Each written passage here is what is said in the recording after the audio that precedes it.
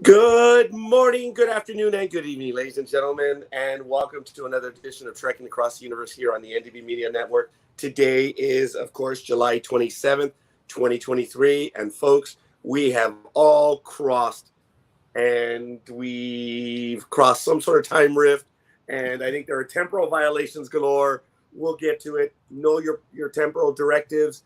You got to be on, and we're going to get to it. Ladies and gentlemen, my wonderful and glorious co-host. As you know, I'm Roger. So happy to be here. Over to my right, and I actually got it right this time. Yeah, way to go, buddy. Go ahead, Greg. Introduce yourself. Hi, I'm Greg. And the man who also is here, down there, right here. Oh, I mean there in the box. Go ahead, introduce yourself, Michael. I'm Michael, I think. I'm not sure which time I'm in, but...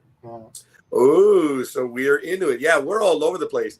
As you can tell, Michael and I have gone back to the academy. We're wearing our academy jerseys. And Greg is the only one that came prepared. He came to play. He's aboard the training vessel, right? Which is that ship, young man? So, this is from our pilot shot for the Starship Republic. So this is they used the old Republic insignia for the SS Columbia, which was a dataless class. So much like we have the Coast Guard training vessel as an old ship, we decided if we were going to have a dataless and classic era, it'd be a training ship. That is cool. That is cool. I did not even think about that. That was good stuff. I want to welcome Elizabeth. Thank you. Good evening, Elizabeth. Hope you're doing well.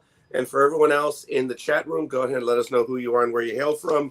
We're going and blowing. Let's get to it, folks. Episode 7. Yes, we had a special. The episode broke on Saturday. So we are technically behind, but we're going to catch up next week. And blame me, my health, as you can hear it. Yeah, wah, wah. You know, here it is. The world's smallest Lirpa, right? So anyway, it is. Michael's not. So. I thought the Lirpa was something you whack people with. I'm on drugs. I really am. Forgive me. I don't. It's gotten to the point where I don't know what's in my system right now, but it's all good. Ladies and gentlemen, we're going to get to it. Star Trek Strange New Worlds. We're going to be doing episode 7, even though episode 8 did break today. What we're going to do next week is, due to the scheduling conflicts, we're going to do episodes 8 and 9 next week. And knowing what we know, knowing what we know, I think we'll have a hard time filling in 8 and 9, but we'll see. We shall see. Ladies and gentlemen, Star Trek. Talk all about 9 right now. Oh, really? That good, huh? All right. I'm not looking forward to it. Well, I guess we'll have to see. Episode 7, season 2, Those Old Scientists, written by Catherine Lynn and Bill Wolkoff, directed by none other, and gladly so, Jonathan Frakes. The man does comedy. The man does drama. First Contact, folks. He also did the kids movie. Oh my God, gentlemen, help me out, please. Clock Stoppers. Yes, that was really cool. And he's done the Thunderbirds and many other things. It really impressive. Librarians. I didn't think about that. Yes, the Librarians. So he's worked with Rebecca Romijn before. Yes. Good evening, Richard. Good evening, Richard. How you doing? How you guys doing? I'm doing okay. Yeah. Look at that. Look, Michael. The two professionals. You and I went cadet. They went officer. So that is absolutely awesome. We're actually just starting the episode right now. We did the intros. And I guess if you guys want to get your thoughts out right now that you want, and then we'll jump right into it, scene by scene, beat by beat, whatever you'd like. Michael, what are some of your thoughts that you want to get to before we get going? Or, well, we're going now. See, I'm sorry, folks. It's the pharmaceuticals that I have in my system right now. So, not anything specific. I'll admit, I did watch it twice. And the second time, I didn't even know Baumler's hair was purple until the second time. I thought it was just dark. And then when I went back and looked at it again, I went, wait a minute, it's tinted purple. And I went, oh my. I mean, I couldn't believe it. I didn't even notice that the first time. That was the only thing that got me when I watched it the second time. It's like, his hair is purple. That's cool. Richard. I liked it. I mean, it was better than I thought it was going to be. So that's all I can say at this point. I mean, I did enjoy it. I was afraid the whole thing was going to be a cartoon, but the fact that the majority of it was not was a welcome relief on my part. And folks, spoilers. We're discussing the episode. Oh, by the way, before I get to Greg on his, I guess his opening comment on the episode, September 7th, Lower Decks premieres. So we're going to have to see how we're going to work it in, folks. As you know, and I guess there's a little bit of cleaning up or, I don't know, housekeeping, I guess. Ahsoka will still start on schedule on a Thursday. We don't know when we're going to review Lower Decks, if it's going to be on that Thursday or if we're going to do it on another night. We've had several other people request to be on our program, so we're trying to accommodate everyone, which is really, really cool. And that's because of me, Greg, Michael, and Richard. People want to be with us, and it's really exciting. It is really cool. I'm sorry. Tooting my own both wins. Voluntarily? They want to be with us voluntarily, Roger? Okay, Richard. Yeah, you're right. I don't know. I'm just kidding. I don't know if I can legally. People want to be with us. That's awesome. Yeah. I think it's awesome. I will not admit as to how many people I twisted their arms, but actually some people want to do. Look, if I admit to doing that, they could probably get me stuff. But Elizabeth says, I had fun with it. It reminded me of Scooby-Doo Natural. Woo! That's interesting. All right. Well, Greg, your opening thought about the episode. I've been anticipating this one. One of my guilty pleasures is Lower Decks. I'm not a fan of Rick and Morty and that type of humor normally, but Lower Decks grew on me. I really enjoy it. I really enjoy Beckett Mariner, and I was thrilled to see Tawny Newsome bring her character literally to life. And I didn't know until the tease from last year's Comic-Con or one of the cons over the winter that Jack Quaid played Boimler. I never put two and two together, even knowing the actor's name.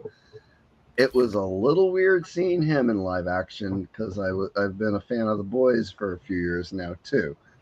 So that was awkward for me. That's where I seen that. Yes. Yes.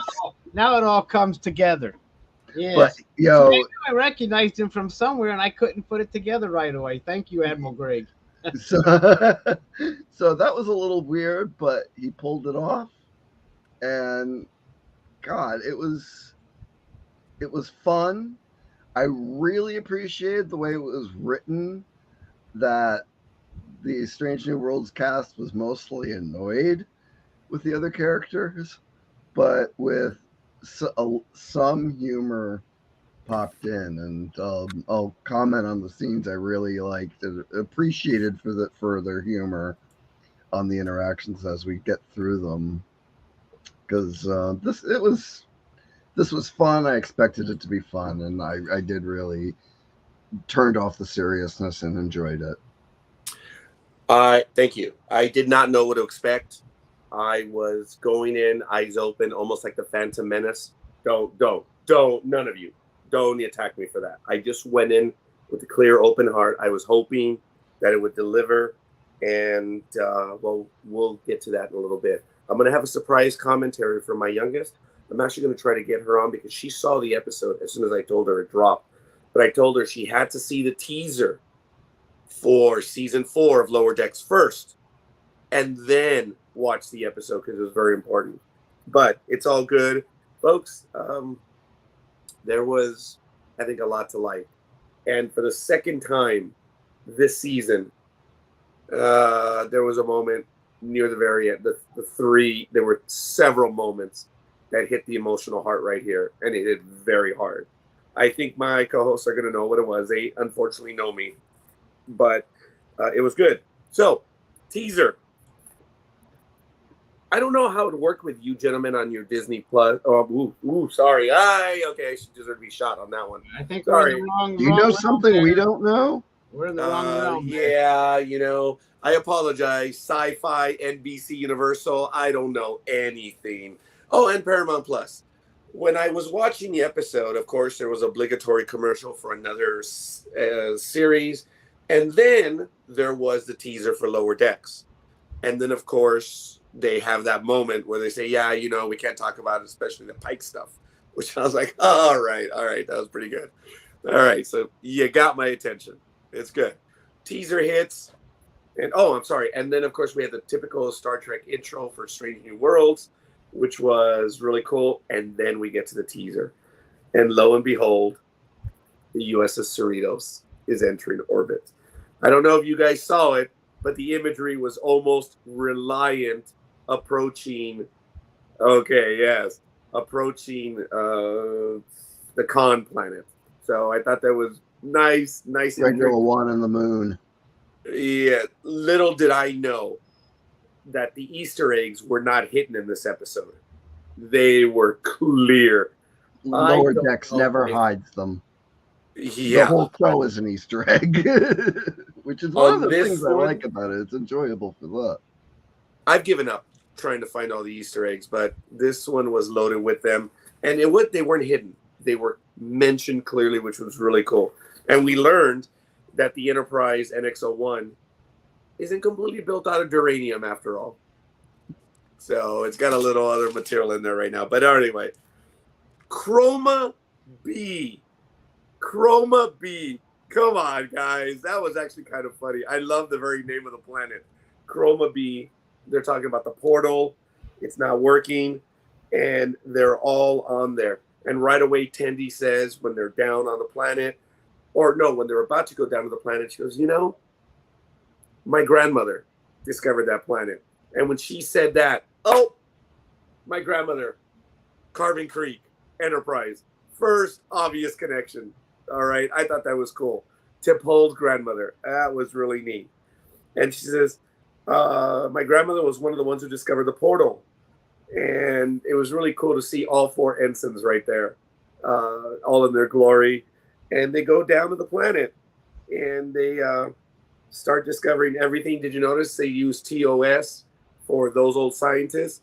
And then they also said those old starships. So I was like, okay, TOS, pause. Is the other one TOSS? Or is starships one word? One word.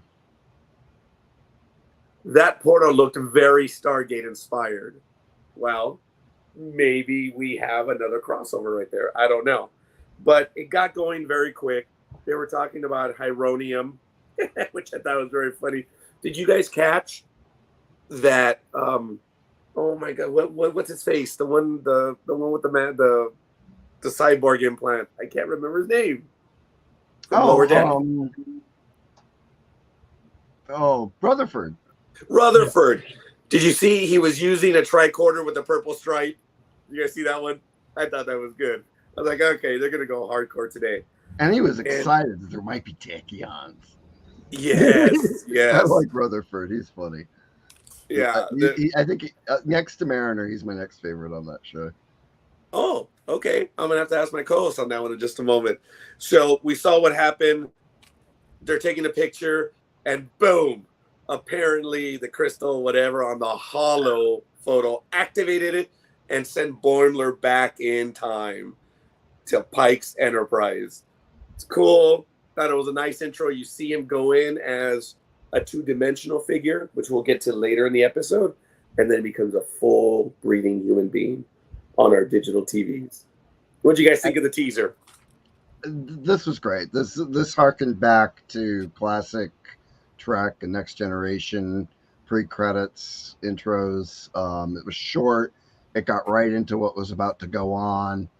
I like really getting into the story, but sometimes it seems really weird when they pop up the opening credits like 15 minutes into the show. So, this is great. I mean, the pacing was awesome, and the comment from Boimler as he's like a little bit out of it is, wow, you guys look very realistic. So, computer and program. You knew immediately they were keeping that level of goofy humor from Lower Decks throughout the whole thing. I didn't know how I was going to play, but it really was well. Some other comments, gentlemen, about the teaser? Well, I wasn't sure what they were going to do. I honestly was surprised when it went animation at first. And I go, oh, I don't know. I just thought it was going to be live action the whole time. I guess that's what I was thinking. And then I was very surprised when it started off with animation. After he went through the portal, it was like, wow, that was the best way to do it. Yeah.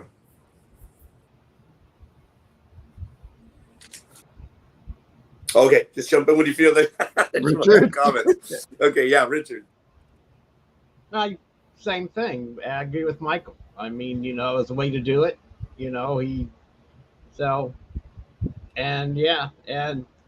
It's. I agree with Elizabeth. It was very Scooby natural. If anybody watched that episode of Supernatural, the Scooby-Doo crossover, you know what we're talking about. But it's same thing, except it's a portal instead of a TV. So yeah, awesome. And I didn't expect the live action part. I thought it was going to be animated the whole time. So like I said, it was very interesting to see them actually go live action. And then I guess it makes sense since the dude's a real actor. So yeah, not just a voiceover actor, if you know what I mean, but someone that acted. But anyway, it was awful. It was awesome. It was a great start. I think it went well. And then you go straight to the title, the intro. And they did almost shot for shot animation. But they added, and if the Admiral could give us a little view, they added that right in there. Which way am I going here? This way. They added that bug in 2 shots, at least that I saw. I thought that was kind of neat. It was cool. And did you guys also notice that when the Enterprise was getting hit by rocks, the shields activated? She did well. You guys know the intro for Lower Decks. It gets hit by a few rocks and it gets knocked out. I thought that was funny. So that was obviously the first connection to Lower Decks, is having that bug. Well, okay, I'm sorry, Boimler showing up. That was forgive me. But it was in the title card. It was really cool. And then we have Act 1. So there we go. Anyone want to take it from here as far as the beats? Or I'll just go. Like I say, gentlemen, we don't have to go beat by beat. We can jump ahead, or we can, however. Well, I mean, all our notes are taken in order of the show, so yeah, let's dive into Act 1 here. So we come right into Pike's Log. We kind of have the idea that Boimler's going to be, it's his show. He's going to be the primary this episode. But we do start with after the credits to Pike's Log, and he's talking about how they're on route to Setlik 2. They've got some grain they got to get to hungry people, and they're also talking about their passengers. Well, number 1's got the badge. Oh, I don't have my badges out here. She's got the badge, and she's like, it's also a communicator. So there's kind of these little goofs back to where Lower Decks is always goofing on the original shows. It was almost like a goof up towards the newer shows. And the funniest thing was about their own communicators, and Pike's got a comment that the flipping open is the best part. So it was, you knew it was going to be light, but you also knew that these characters are still going to be themselves. What did Pike say? I prefer our insignias and our communicators better. Mm-hmm. Yeah. Yep. And that flipping it open is the best part. Okay, gentlemen, I want to get hardcore on you guys. Setlick. Is this the same one that was mentioned in The Wounded, season 4 of The Next Generation, where O'Brien is letting the Cardassian have it out by saying, look, on Setlick 3. Just curious, is this the same one? Because if it is, then we have our first obvious TNG connection. So with the episode The Wounded. Did you guys notice that when Boimler was on the examination bed, did you guys see the soles of his shoes? Yes. Did you guys catch that? No, I didn't catch it. Yeah, all right. It was kind of cool how all of their students have the insignia of the ship, I guess. It's Stardate 2290. Basically, they recreated the costumes for live action. Right down to the soles of the shoes. Yeah. And they set up a shot just so we would notice. Yeah, it was good. I appreciate it. I just happened to see that. And they asked him, so obviously you're from the future, about how much? He said, about 120 years. It was a good answer. And I think Pike says something. He says, oh, man, you're funny. History does not have the humor of people that we know.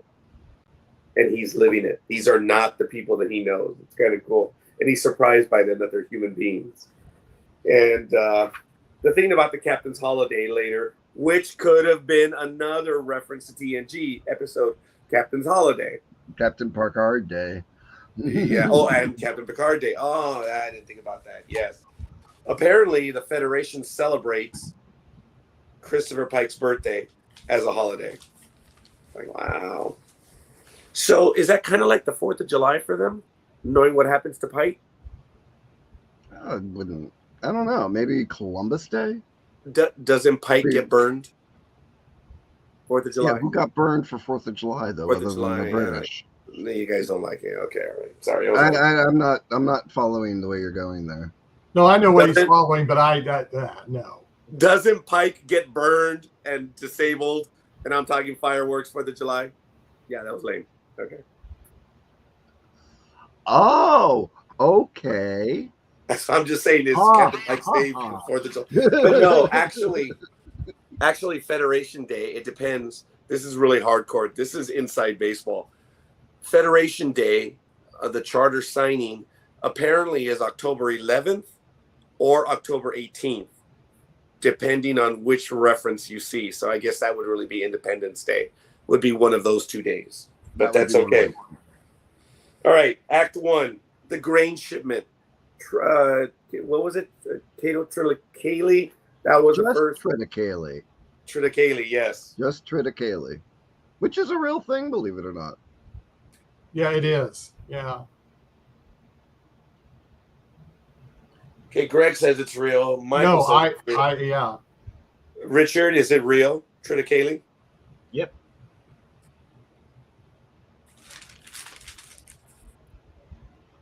All right, well, it was going to Setlick too. Ask the Tribbles. They know. Yeah, well, that's right. The Tribbles really like the Quadrotriticale. Yes. That isn't real. Oh, that's right. Quadrotriticale. Oh. But regular plain old Triticale is real. Oh, okay. So they were using real stuff. All right, I got it. All right. So we didn't get to see it on screen though. Yeah. All right, fair enough. I like it. They switch scenes, and then Boimler lets another one slip out. Worf's honor. That's where La'an is talking to him about the 3 rules of temporary displacement. And I think she says that the third one, he says, that's a little personal, isn't it? It's personal experience. Yeah. So they're tying in tomorrow and tomorrow and tomorrow. Yep. Don't make attachments. Yeah. It didn't go very well for Luan when she met up with Kirk. Yeah, she is suffering through them. No doubt about that. Mm-hmm. Yeah. Your thoughts so far on that stuff? Because after that, we go into the quarters, where Boimler is doing what he did on episode 1 and Mariner just ripped him. I think it was episode 1 of Lower Decks or maybe episode 3. No, it was episode 1, yeah, where she goes crazy on him and goes all bat left crazy. And he's doing a captain's log. But now we're doing an ensign's log. I thought it was a kind of cool callback. Well, also, I mean, I'm not sure what space he was in. I thought it was Pike's office. But he went to sit on the saddle, and he goes, "A Riker," as he's putting his leg over the saddle. I didn't know he said. I didn't know he said Riker. He said Riker, yeah. Riker. I know he said something, but I was just like, okay, I got to go on because I started watching the episode at 4:00 this afternoon, gentlemen. I was just running out of time, and wow. All right, that was cool. I missed that. 5 days. What? You had 5 days. They popped it on Saturday. You got no excuse, man. None whatsoever. But I saw it through, and I did. And as I said, I'm going to see if I can get Gmo in, and she'll give us her special grade on this episode, which I thought was very creative. Every time I mention grade, my co-hosts say, "Oh, are we done? Are we there already?" Said, no. Yeah, we're done. Yeah. Mm-hmm. No, we're not.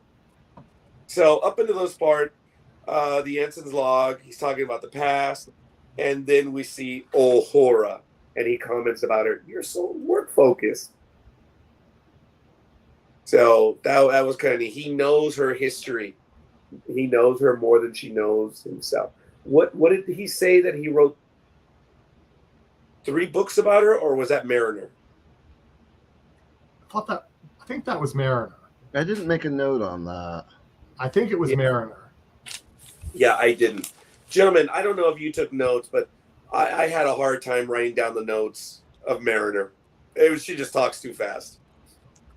Well, which she does on the Lower Decks anyway, so it was like... They all talk fast on Lower Decks to get it into 24 minutes. Yeah. Yeah. Did you notice that when Boimler and her say, "Do you notice how they talk so slow?" And quietly. and quietly, yes. That was funny. That was good. I did like that. And then I guess they go back down to the planet, and Spock, "You keep staring at us." That was kind of funny. And he says, "Oh my God, you have the tricorder 122." And they're like, "No, it's the 120. So I thought Boimler should have known that, dude. Interesting, historically specific. I mean, come on. You mechanics out there, you know when the Alan Rick it might have been a color on the outside that made it a 22. I mean, okay. Or that one just hadn't 20 hadn't made it that long. Who knows? Yep. He only had a 22. So Shortly thereafter, sorry. And we did get a good look at the Strange New Worlds tricorder there too. So that was nice. Yes. We'd only seen it like once or twice before. And then what does Boimler start saying? Man, that was it. This tricorder is the standard from all. It starts here, and everything after that really is not updated. And I mean, they're done. Whatever, they've been bettered, but it's the standard. Yeah, but it can explode though. Right, he said that. Less likely to explode. Yeah. And,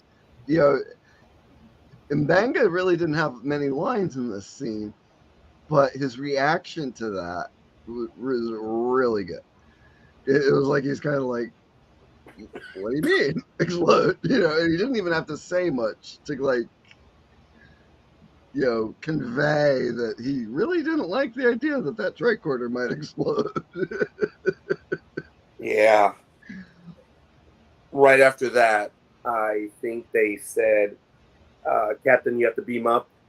There's an Orion ship in orbit." Or the Captain was on the bridge, like. We missed a moment. Yeah, we missed the moment where Boimler makes Spock laugh, and he is like horrified at the idea that Spock is going to laugh. Yeah, and because Spock, then immediately becomes Spock again, and he's like, I suddenly found the idea of chance, being able to do something. I forgot exactly the quote, but I found it ridiculous. So, but Boimler's like, Spock laughed. What? And it was a major grin. Do you know what it was that activated the signature? Oh my gosh, the laugh.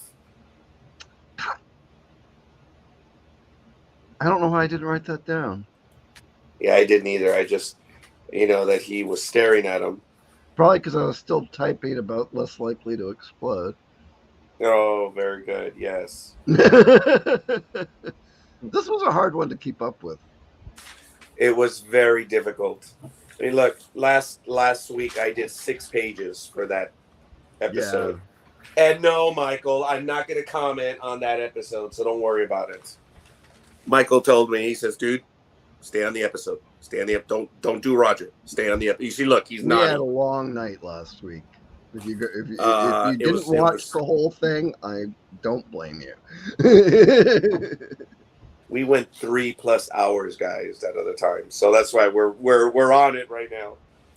So the Orion ship is in orbit. They go to red alert. They arm their weapons because it's an Orion ship. And then Boimler lets it slip out. It's a science ship. Turns out to be right. Pike starts to trust him. But it was kind of cool seeing that the Orions, I don't know, Michael, up until prior to Tendi, what did you think of the Orions? I always thought that they were the slavers. Well, that's all we've seen. Slavers, stealing stuff. I mean, that's all we've seen. We've never seen. But then they made a point that said, well, who do you think builds the starships? That's a good point. Hey, for the Klingons as well, they have scientists, is they've done it as well, but that's not looked highly upon. Greg, what were you surprised by that? I was. That was kind of cool. I was because I have watched Lower Decks. Oh, I'm sorry. Am I behind here? I'm sorry. I didn't mean to jump on you. No, you're on time. Michael is a bit behind. Okay. So sorry. He's in the Pike universe. I'm in Lower Decks. Yeah, I thought that was good, and I have, having watched Lower Decks, Tendi's come to the defense of them several times, especially back when they were introducing her character. Yes, we've only seen one side of Orion's, but yeah, who builds the ships? Here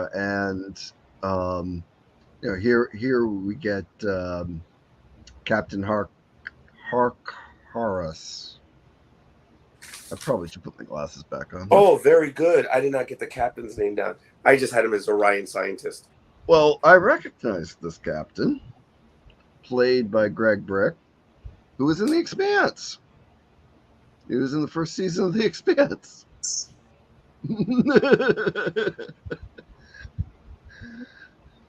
So, I thought I recognized him. I'm surprised. Yeah, and other things, but he reminded me of his Martian officer character from The Expanse right away.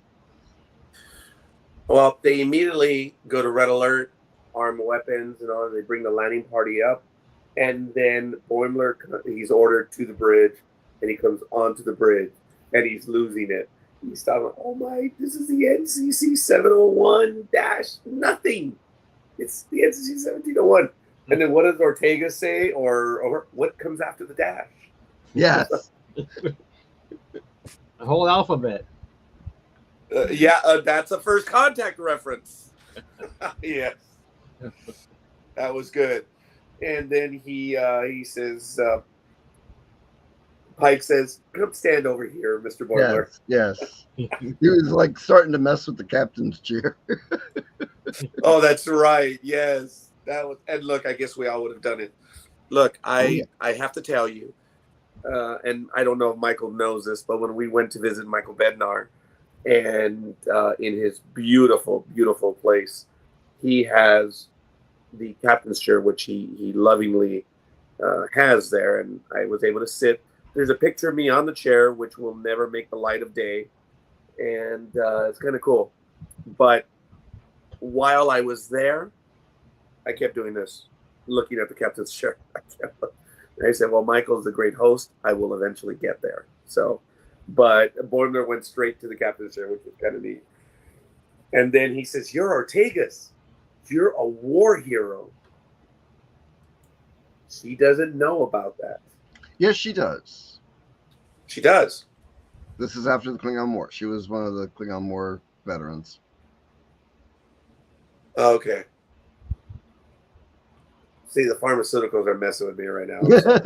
I briefly thought that too, and then I realized, oh yeah, that's right. She was in the Klingon War. And then we had a reference to TNG, the booby trap, where he says, I built that ship. It was a ship in a bottle, you know. It was, oh my goodness, it was a small ship, but it was a big, big ship. So, oh, okay. Hopefully we'll get Michael back in a moment. This might be 3 episodes in a row that we might lose Michael. Hopefully we won't. But he is having technical difficulties right now. Well, he was a little bit laggy earlier. Still Yes. am. Oh, you didn't mute yourself. That's funny. No. I just cut the video. Okay. Oh, I love how the logo pulses when you talk. That's cool. Yeah, it's really cool, isn't it? Yeah. Are you making fun of my voice, Michael? I know it's going right now, and if it sounds bad, folks, I'm sorry. I apologize. Yeah, I was actually, Roger. The allergies are just driving me insane right now, so I'm so sorry. So Yeah, he talks about having very puffy today too for me. Oh, I was gonna say, wow, you can tell even with the. It's funny because I have the TV. Yes, it's the 40-inch TV in my room.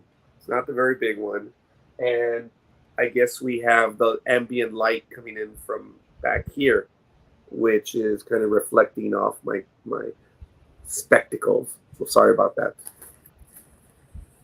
So I got the purple tint, so it looks like I got blue eyes here. Oh, yeah, I have that tint too, but with the background, it's going to be odd right now. So they're starting to get their stuff together, and then all of a sudden, the Orion, boom, they book it, and they took the portal. I thought there were scientists. They Yep. beamed up the whole portal. What the heck? Yeah, they did. And that was the end of Act 1. So what are your thoughts so far in not knowing what to expect? Richard, what do you think so far? I don't know what to think so far. Oh, I mean, okay. I'm enjoying the episode. I don't know what I mean. It's, I'm just trying to, him not trying to spill the beans too much of the future, but he just keeps failing. So he's just going to keep doing it. We know how that's going to work out. I mean, we've seen this play out before, but it's interesting how much he lets slip and tries to stop, and everybody just keep looking at him funny. And I'm amazed that more people aren't asking him about the future either. I mean, you'd think that a lot of people would be more curious. Well, how do I end up? Well, but maybe he hasn't got. But maybe we have to stay on task with the script too. But still, I'm just enjoying it. Just keeping him from letting too much out of the bag when it's, what I mean. But I'm enjoying the episode. That's all I can. I've only seen it once. I enjoyed it, and like I said, it's fun watching this whole thing play out. And that was actually Act 1, which was really good. I know Michael is still working on it, but Greg, so far, Act 1, what do you think? I'm engrossed. I'm watching this. Other than having to pause it every little while. This is everything that Jonathan Frakes does well when he's directing. I mean, the pacing and, even into the editing room. I mean, this is moving so well. All the beats are there. There's the comedy beats. You're getting, the facial expressions and all the reactions from the Strange New Worlds cast, which they've done so well, especially this year. Where the performance is more than just the dialogue. And it's been fun. It's been fun watching Boimler be a fanboy up to this point, as well as the reactions of everybody in reaction to it.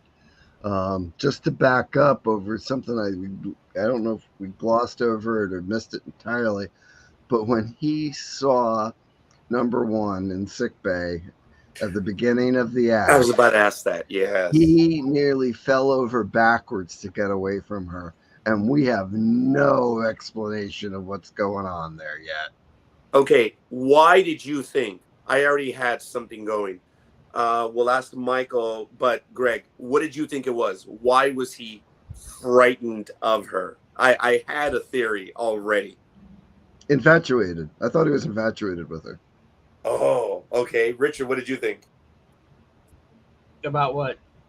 About number one, because he saw her in the sick bay and he just like, oh, he wanted to run. Oh, yeah, I just thought she was creeped out. So, you know. Okay, creeped out. Well, my thinking was, I thought there was a subtle tie-in that he's afraid of Jack, the first officer on the Cerritos. And think about this. In real life, if you guys know this, I'm sorry if you don't, the first officer of the Cerritos in real life is married to Rebecca Romijn. Number true. one. Yeah. Yes, number one on Star Trek. So. Oh, I didn't realize she remarried. Yeah, she did. Oh yeah. What's his face from Stand By Me and Sliders? Jerry O'Connell. Yeah, who? Oh, Jerry O'Connell. Yes. That dude? Oh, my That goodness. dude. Yes. Of all the people? Okay. And he plays Jack Ransom, right? On Lower Decks. Mm-hmm. So that's why I thought it was kind of like, oh, if he would be afraid of anyone, he would be afraid of her. Didn't know why, but I thought that's where I thought they were going. They were going to try to work something in, something like in the elevator shaft in Trials and Tribulations, where Bashir's having a breakdown. Just, I know that name. That was my grandmother or great grandmother's name, and this. And O'Brien's like, dude, you need to shut up. You need to shut up. I thought they were going to try to work something in like that. But no, it was actually a lot more creative in real life. But that was generally the end of Act 2. Michael, your thoughts of Act 1 so far? Oh, it was enjoyable. I kept going, well, when's Mariner coming in? That was my, it's like, I thought she was going to be in the whole thing. And it's like, oh, okay, she's not. But it was just interesting. So it was like, I wonder how they're going to do this. Well, because they advertise she's going to be there. At this point, we knew we were up for more shenanigans. That there was not going to be, there had to be a way Mariner was going to get there. Yeah. And when we get there, yep. Yeah. They did kind of spoil that there was going to be more shenanigans with the portal. You guys said he was fanboying. He was. There's no doubt he was fanboying. It's a term I don't like to use, but we all know what it means. It was great. Geeking out. I think, yeah, same thing. I'm not trying to be mean on. It's something I just don't use just because. But I would have probably done the same thing as Boimler. I saw myself as Boimler. I don't know, Richard. Did you? What would you have done? I really thought Boimler was me, and I could easily have been him. I would have been doing the exact same stupid stuff he was doing. Okay. Oh, okay. Oh, like you wouldn't. If you went back to 67 on the bridge with Shatner and Nimoy, you wouldn't be? Actually, and Rich is going to have to help me out on this one.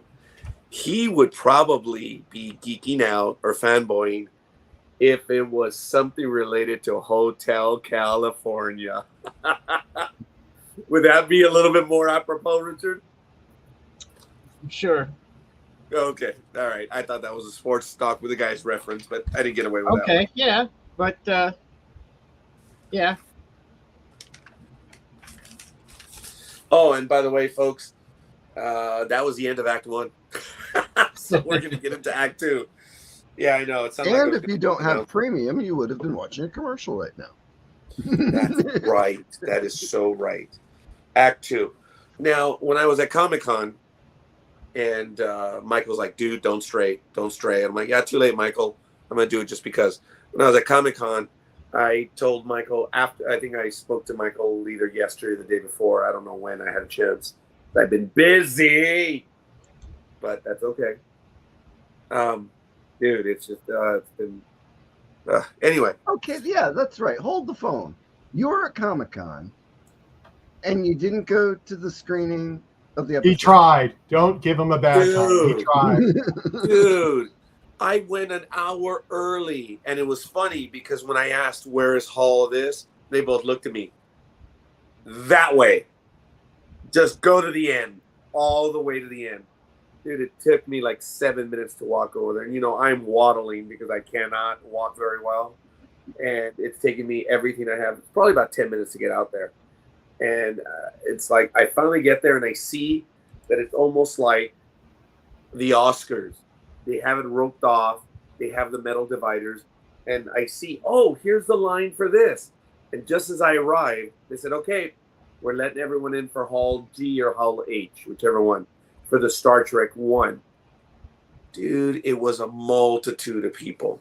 Oh, and it just, I stood there. I felt like I was at a railroad crossing because it just kept going and going and going.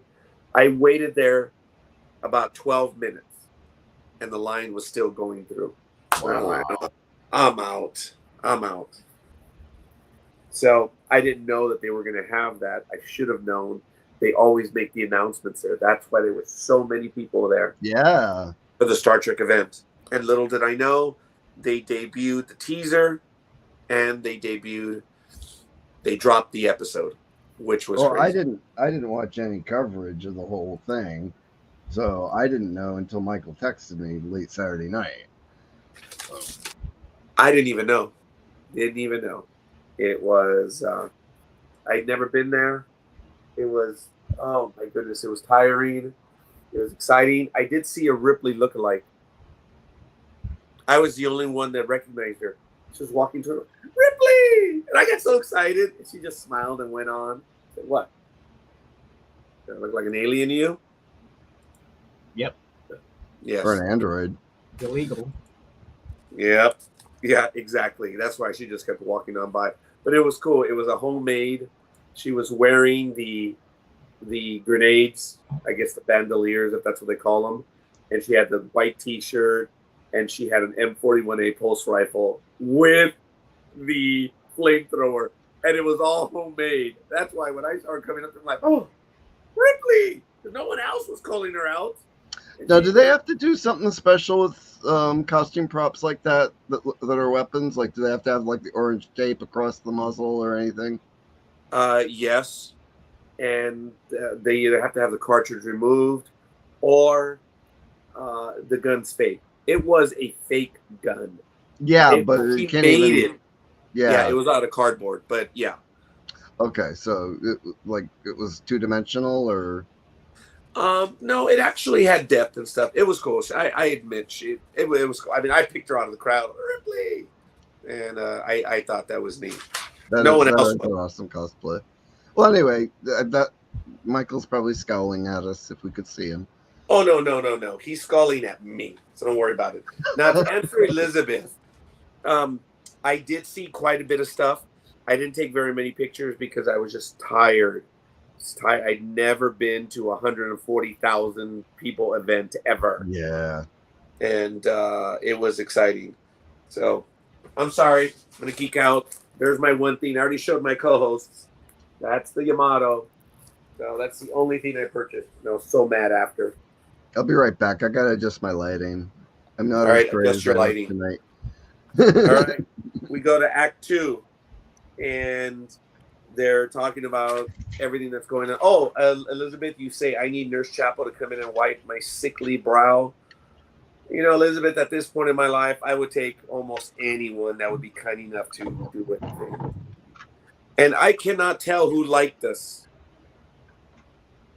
So we got a like from someone. I don't know who it is, and I do apologize.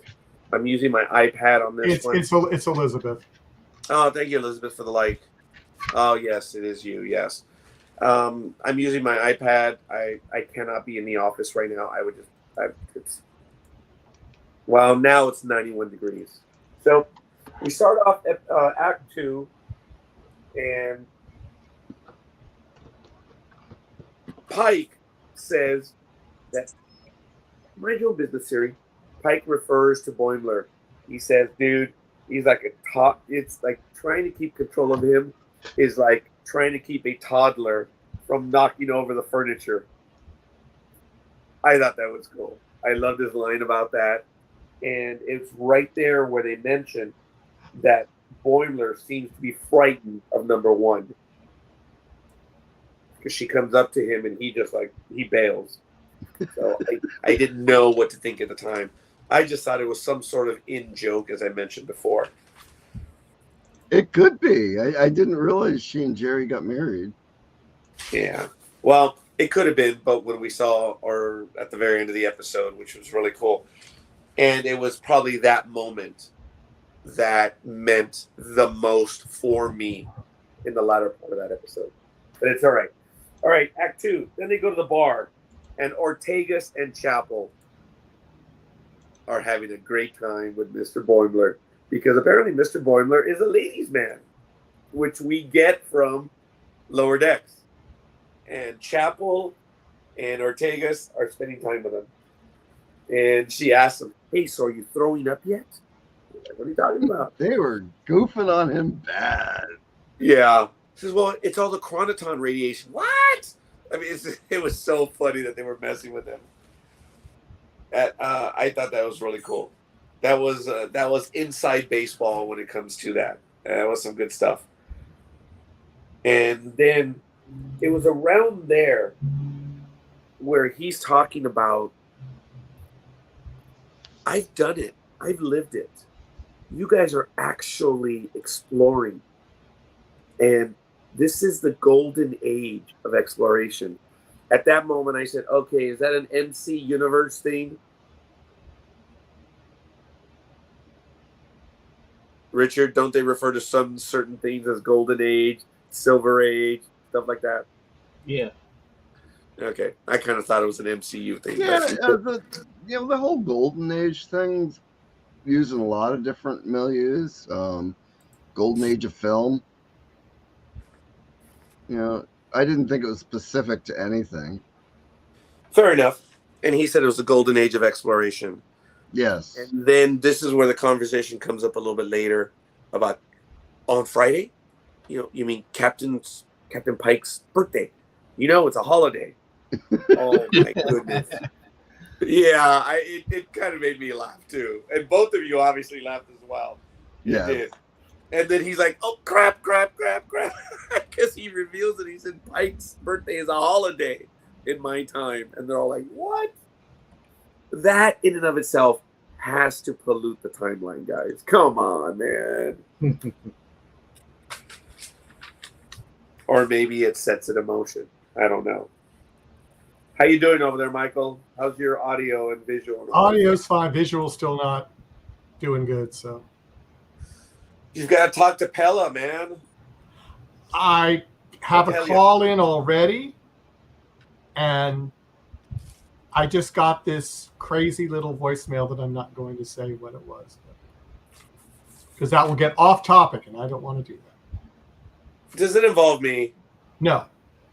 Okay, move on. So anyway. Have you reconfigured the primary power coupler? I did, yes. And did you reroute your ODN? Yes, I went through your house, Roger, and it didn't help. Ooh. Ladies and gentlemen, that was hardcore sarcasm directed at me right there. That was, all right, fair enough. Okay, all right. I see where we're going. All right, well. How about the comm array? Have you reinitiated the comm array? It got destroyed. Oh, that's right. That's why we can't see you. Destroyed. That's pretty good. I like that. And shortly thereafter, we see Boimler. He's talking about Spock. He's different. In my time, he never smiles. He never jokes. He never nothing.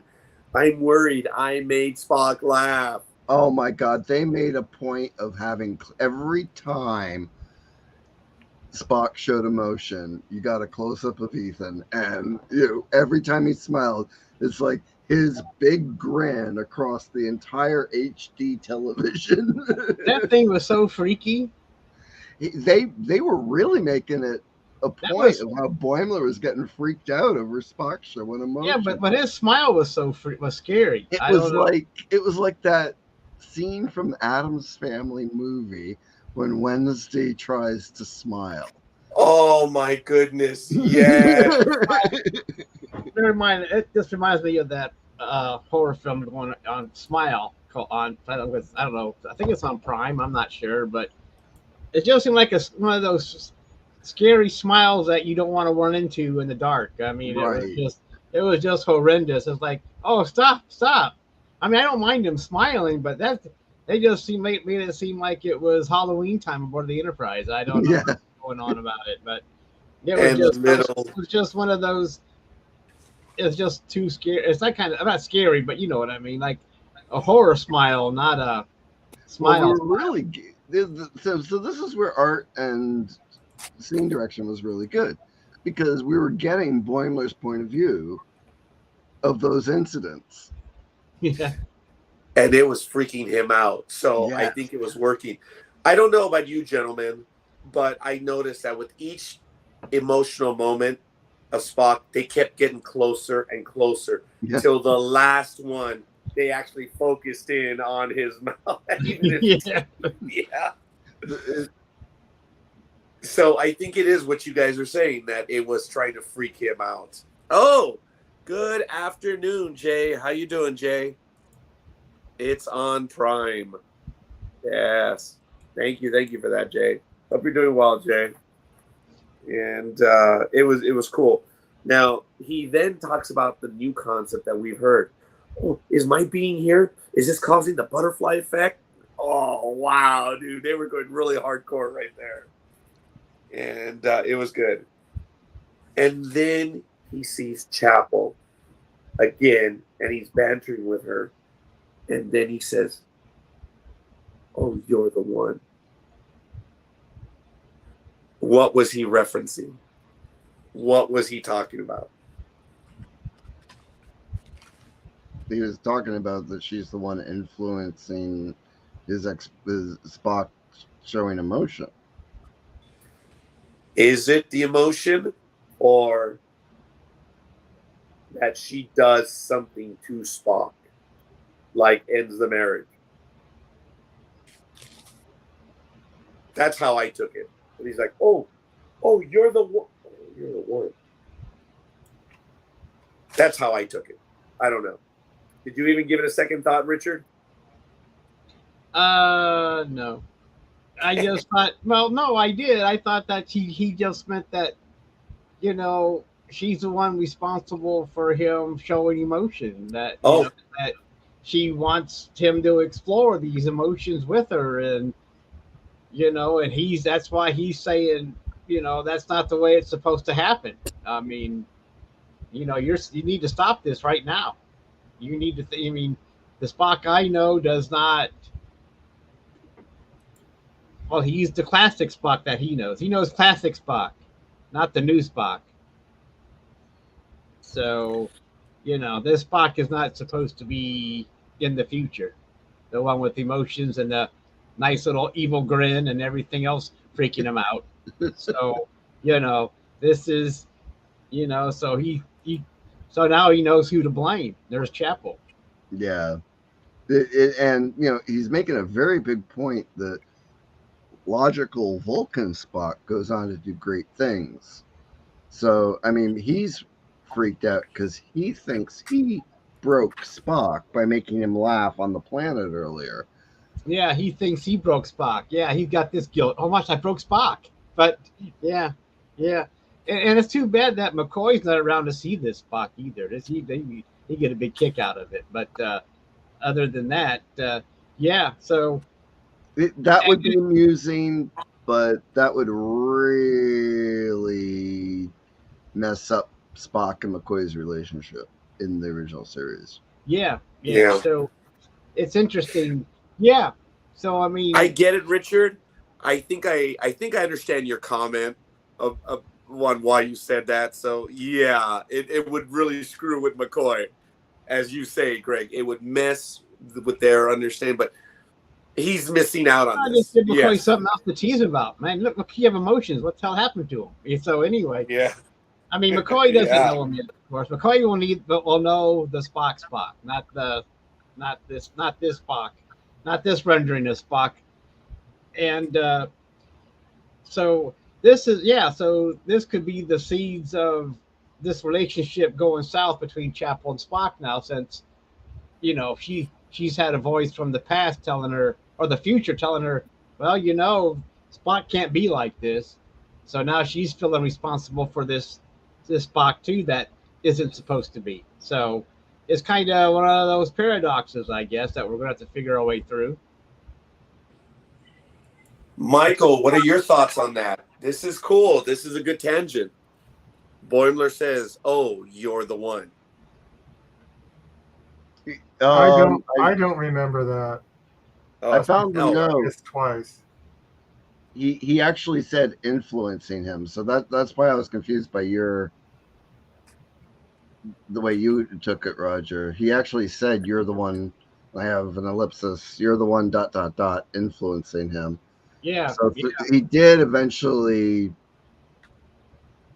Yeah, and we got to a little bit of that back reflection on the Spock Chapel. Spockle? Chap?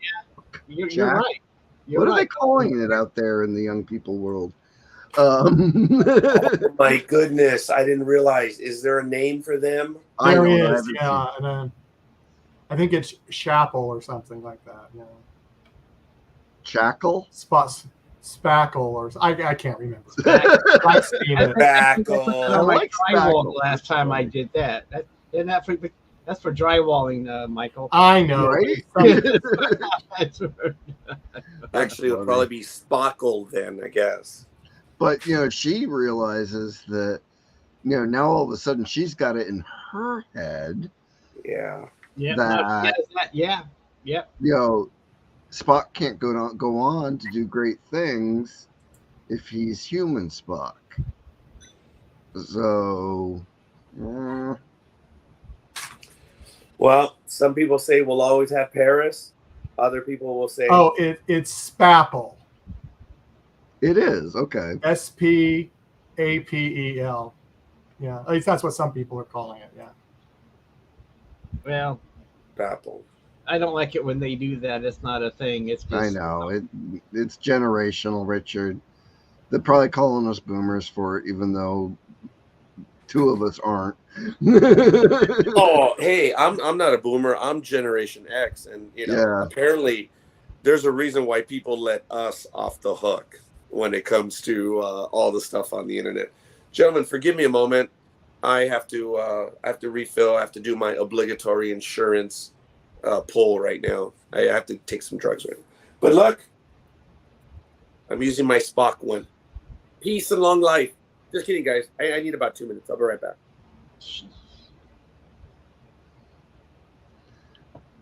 So we had a that old turbo lift scene was probably the biggest thing to mess with the timeline, or did it?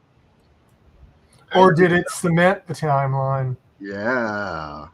Yeah, because I mean, that's the biggest thing he's let slip so far. Right. Apple and Spock. I mean, that's the biggest thing so far. I mean, that's because actually going to, that's going to also help but help develop Spock's future character then. Right. So, I mean, anytime you look at like all of this, like quantum mechanics, time travel stuff, it's like you get the argument of, if they weren't there, the timeline wouldn't happen correctly.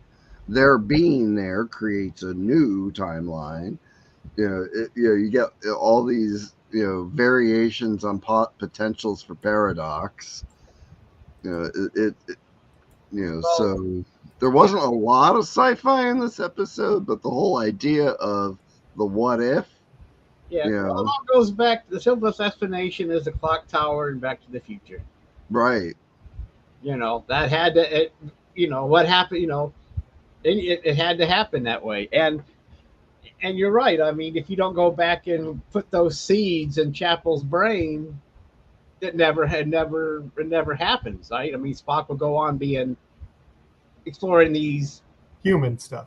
human stuff and never become the Vulcan guy that we Right. know later on. But so, I mean, I think that they're both true. I just think it's true. I mean, without him knowing it, he actually helped develop the future of Spock's character. Right. And what have I been talking about all season? And before I came on the show, I was talking about this. When is Chapel going to become stoic sad Chapel? Yeah. Oh, you have. So so that might be something that we will probably delve more into in season 3. A lot of these episodes write themselves, Roger. I'm enjoying them, but they're very predictable. Yeah. Oh, did you know that season 8 has already dropped? I mean, not season 8. Episode 8 has dropped. Yes. Yeah. Oh, yeah. Tonight. Yeah, it did. Yes. Okay. As a matter of fact, just before you were on, Richard, we said due to circumstances, we're only going to do episode 7 tonight, and the next week, knowing what 8 and 9 are going to be, we could probably get both of those in one episode relatively easily. I didn't expect it. I go, what the heck's what's going on? But it goes against my timeline. So Yeah, I thought I was glad because I thought we'd have to wait 13 days, 12 days for the next episode. But I'm kind of glad because I thought the next episode was going to be the musical one. But no, the next episode's very dramatic. You've got to watch it. Join us live next week. All of you, even those of you watching on Saturdays. I don't think I want to. We're not actually. There is a musical. I don't want to have anything to do with that. But I'll watch it once. I'll enjoy it, but it's not. Unless it's somebody's dream. It's not. I can tell you that right now. Yeah, well, Okay. Yeah, we have Buffy to thank for this, and Oh my God, yeah. we have Buffy. We Christmas also was have doing it. Scrubs. Remember, Scrubs Scrubs did did it it. too. well, Buffy was first. So The young people love it. And, I mean, I like a good musical, but I like keeping my goofy and my drama separate. I like keeping my musicals and my dramas separate. And I like keeping my sci-fi separate. Stop messing with my sci-fi. There was. it'll be interesting to see. It's just weird that they're going to have this so close toward the end of the season, but okay, whatever. They only have a 10-episode season. Well, you know, still, it's going to be episode 9, right? Yeah. So maybe it's the calm before the storm then. So we've got 2 goofy and a musical, and so far 2 meh episodes out of 10. Yep. Yeah. All the episodes are strong for a television show. For Star Trek, 2 were meh, in my opinion. Oh, that means I'm going to have to go back. And The Flash. Thank you, Jay. Oh, they did. Those. I haven't gotten to those yet. Thanks for warning me, Jay. Well, when they break out in song, there you know. So, all right.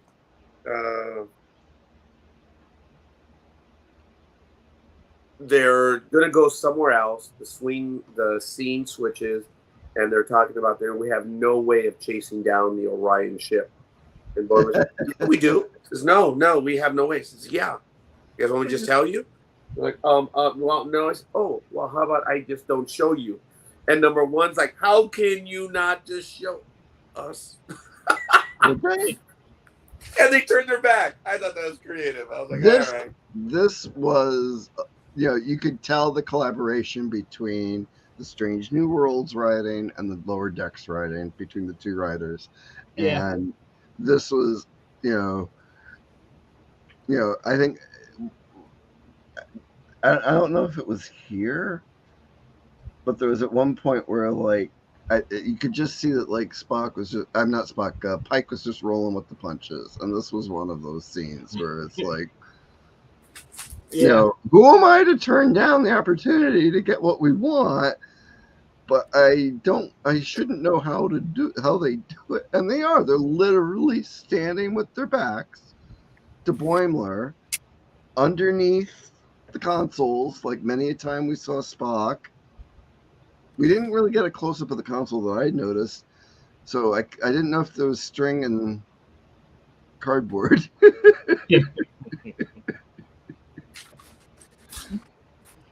Now, it was interesting because when he was playing with the conduits or the connections, those looked like ODN connectors from the Next Generation, in my humble opinion.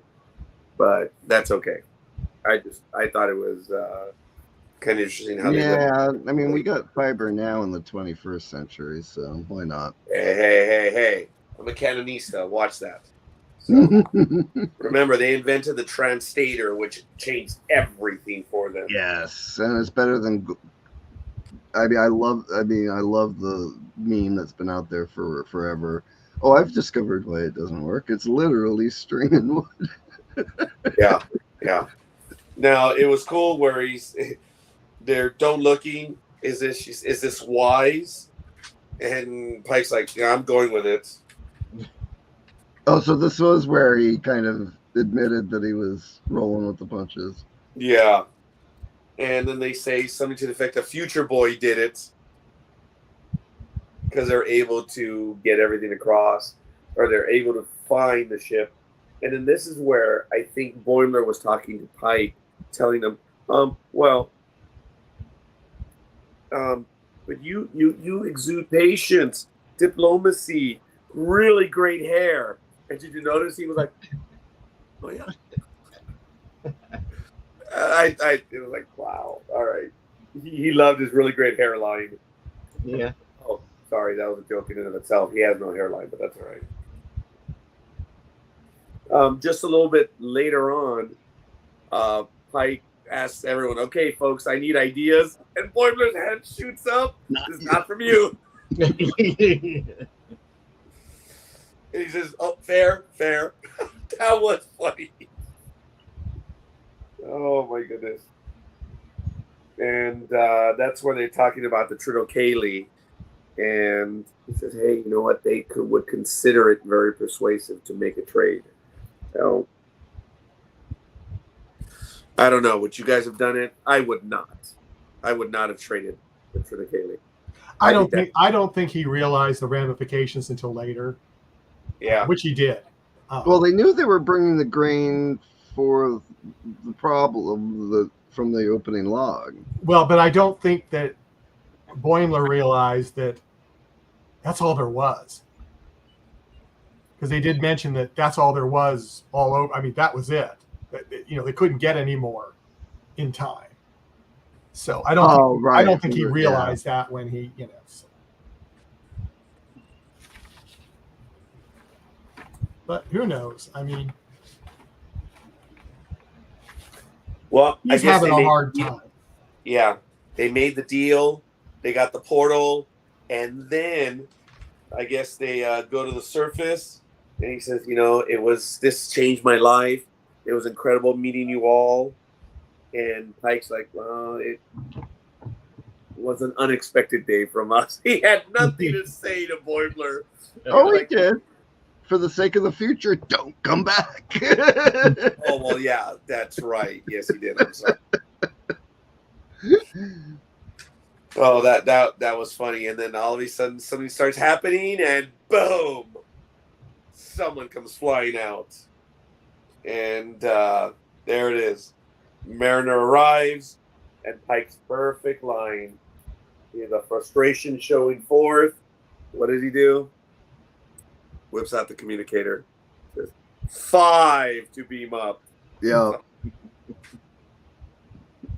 And that was the end of Act 2. The Act 2, Seemed to be the a little Act bit 2 break. shorter. Yes. And then Act 3 opens up, and Pike is doing a voiceover, and then Mariner is just absolutely being Mariner out of control. And she's just, this is where I couldn't keep up with my notes. I figured you guys would get it as well. But then Mariner's like, he's so hot. I didn't expect him to be that hot. Yes, and he's listening. Yes. Yes. Yes. I like the two lines like here I liked was that, that our problems have just doubled. Mm-hmm. Yeah. And have you noticed how their references are weirdly specific? Yes. And then I think in the right where they're having their meeting in the conference room, Spock smiles again, and it's creeping Boimler out. This is the second time, I believe. Well, didn't it creep out Mariner too? She just kind of went, what? Yeah. She was more like surprised, like, what's up with this? Yeah, because she said Spock smiling now. I think she said something to that effect. Yeah. And then Mariner starts to rip into Boimler by saying something to the effect of, dude, this is a weird situation, even for you. I mean, I hope you didn't ask him about his pet sea lad, because this is a big deal for you. I was like, oh my goodness. That was funny. That's like about asking Archer for his dog. Whatever happened to that beagle?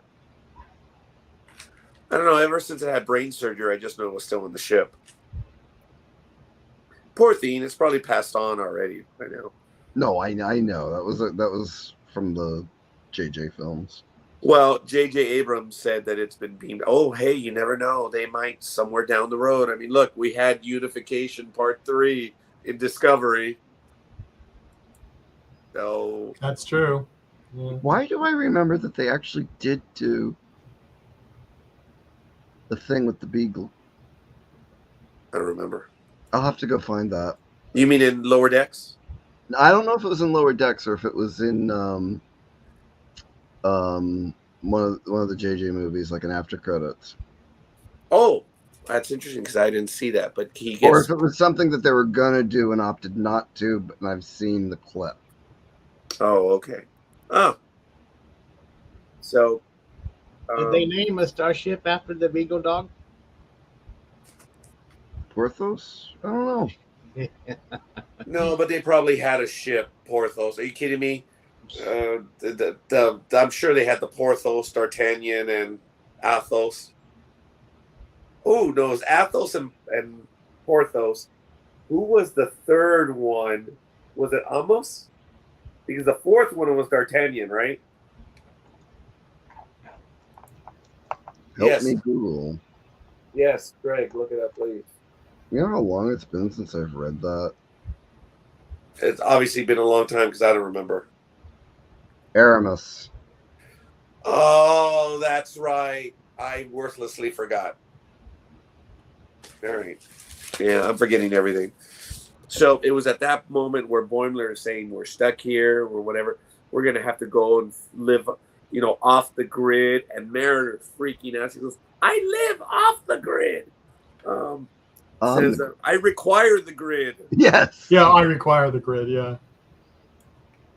I thought that was good. And then number one appeared, and Boimler runs. Yep.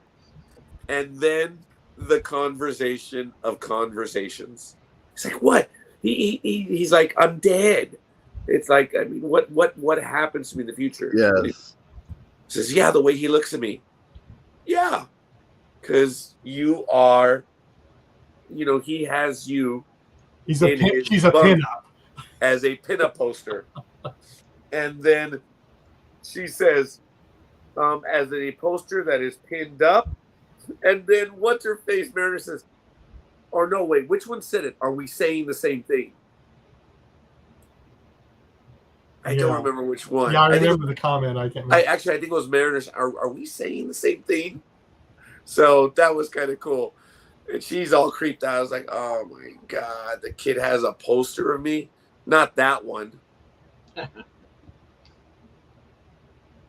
Who is that? That's not That's what's her her face? Mystique from the X-Men. Rebecca. She has been a pinup.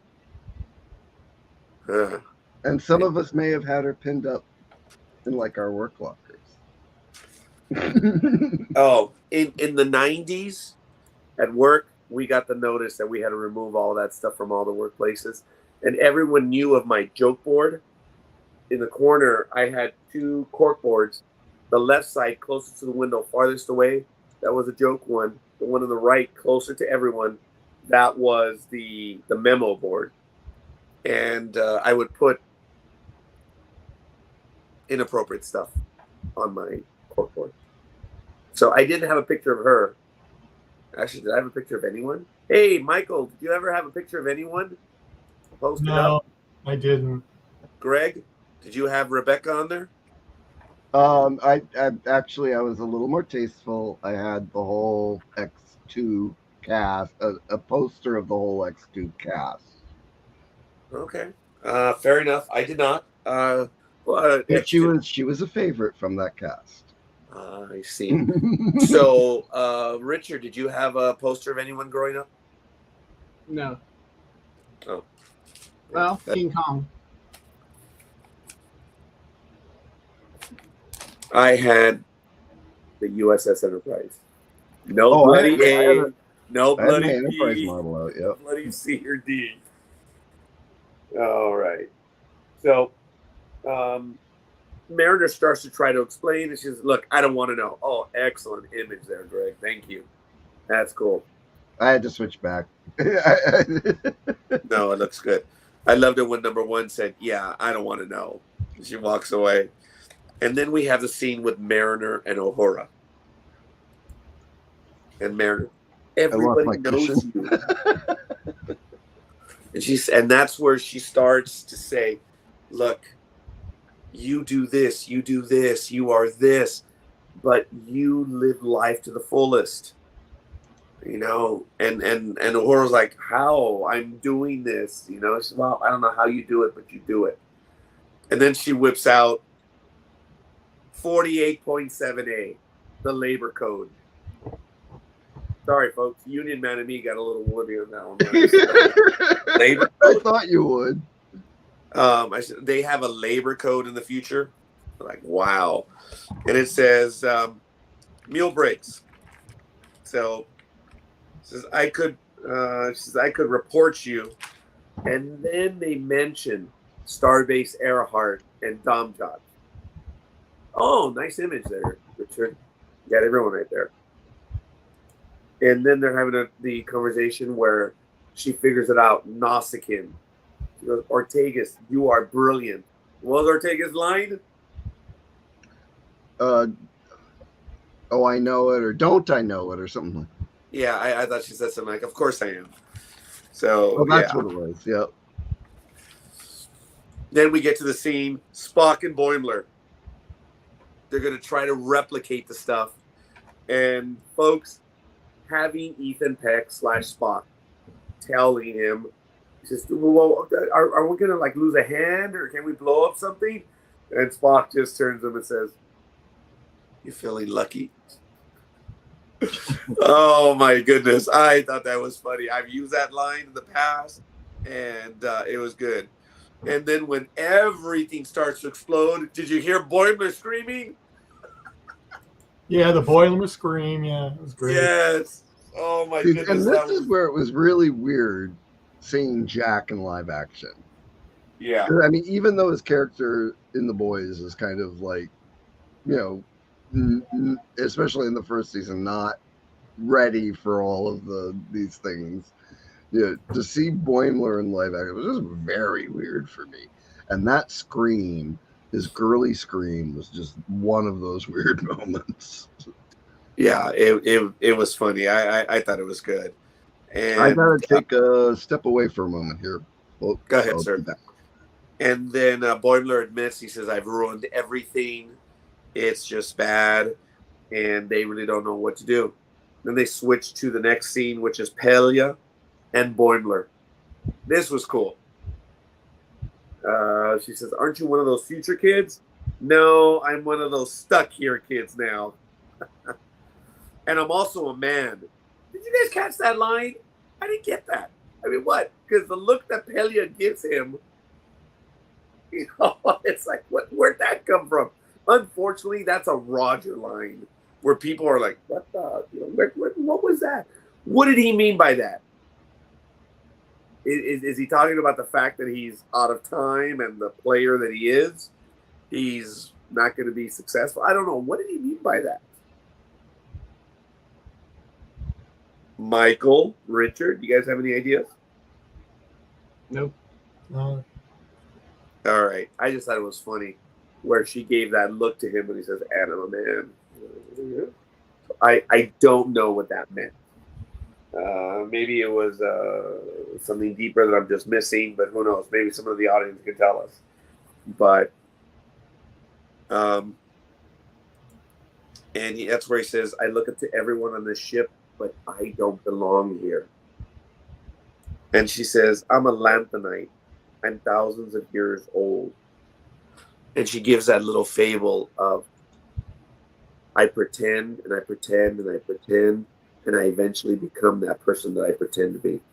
So that was kind of cool. That was a bit of the preachy part of the episode. What were your thoughts on that, Michael?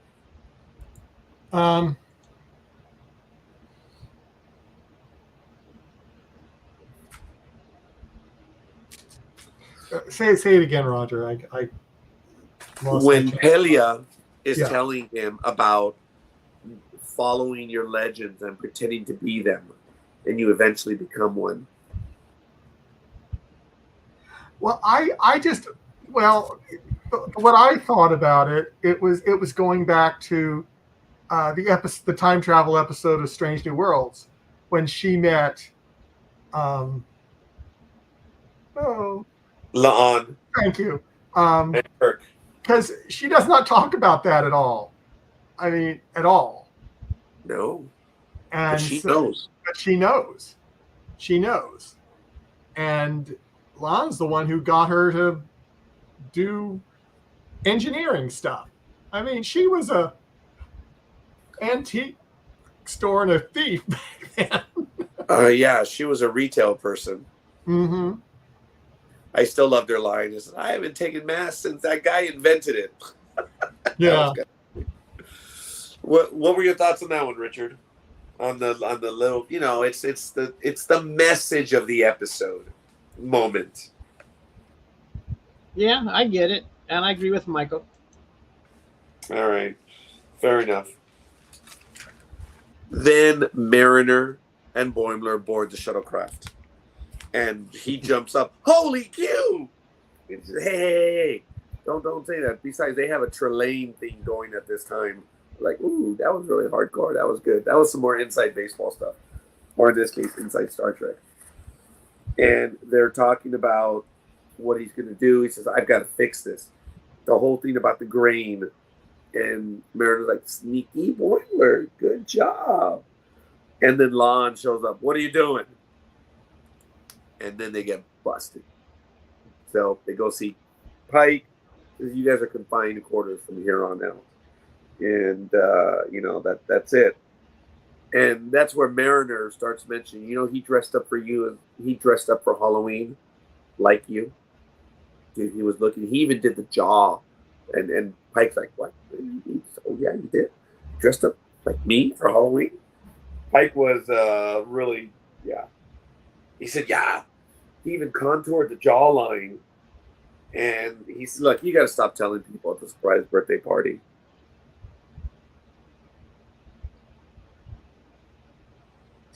And this is where Pike kind of breaks down and he tells both of them, he says, look, my plan for this birthday party is because this is the first birthday where I am now a year older than my dad. Yeah. And I expected to go fishing and have a bottle of whiskey. And he talks about everything, where he says, my dad and I did not get along. We fought and we never made up. I was hoping for this to be that conversation. That's what I was going to do for my birthday party or for his birthday. What were your thoughts about that, Michael? You jumped in on that one. Well, I just thought he was going to talk about something else, and then he didn't. And I think it was. See, I thought he was going to think, well, I know I'm going to die. I know all about that. But I think he didn't because he didn't want them to know that he knew. That he knew he was going to die, and he knew how. Right. But it was mentioned there where they're like, oh, so you don't know? Yeah, we know. Yeah. And it was like, wow, Richard, I'm sorry, Greg, go ahead. No, I like Michael. I agreed that I expected that the memes have been floating around for a week that he already knew about the beep beep chair, and for 2 weeks. Yeah. And we've got the we were expecting that moment.